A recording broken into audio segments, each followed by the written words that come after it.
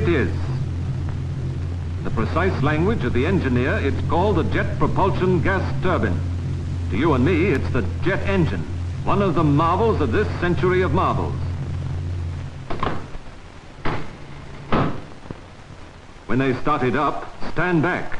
Its deep-throated voice will climb to the shrieking of 1,000 fiends.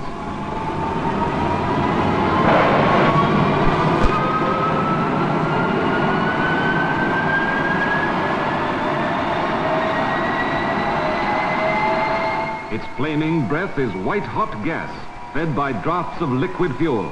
Watch that gallon go.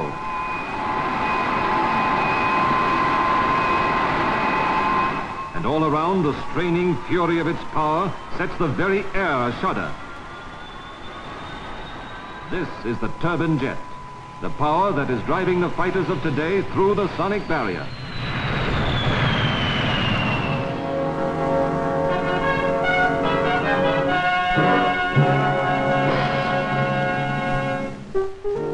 It began in the year 1926.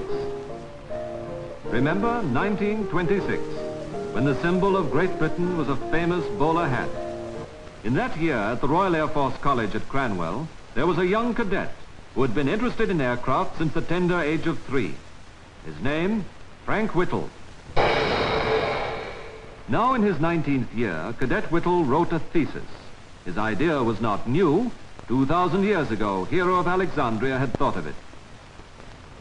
Later, in the pages of history, Newton had given it his passing attention. But Whittle believed that this idea could fly. This represents a centrifugal type compressor, like an enlarged supercharger.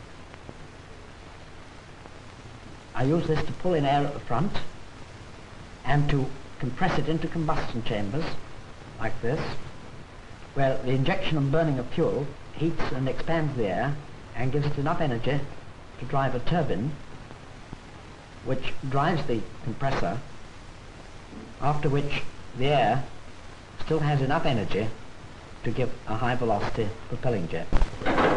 Here, Whittle and his associates started up the age of the gas turbine, and in so doing, embarked on the inventor's long road of discouragement and danger.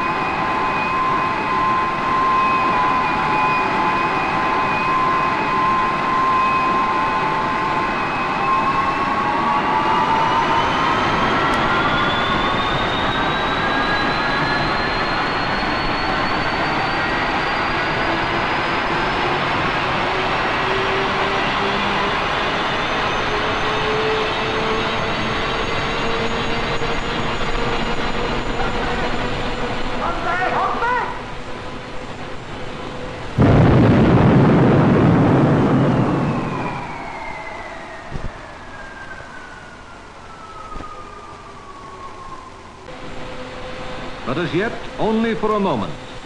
Time and time again, they saw the instant of success dissolve once more into weary hours of failure. I'm sorry to say we've had another blade failure. We were running at nearly full speed and one of the blades came off.